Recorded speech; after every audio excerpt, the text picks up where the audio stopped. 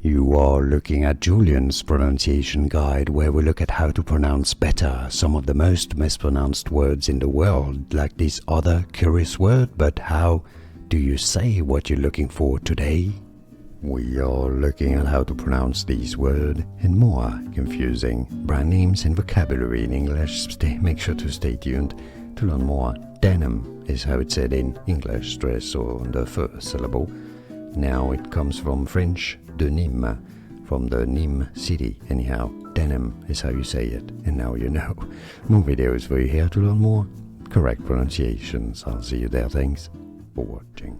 Here are more videos on how to pronounce more confusing words and names too many mispronounced. Like this video if you found it useful. I appreciate your support. I'll see you soon, and thanks for watching.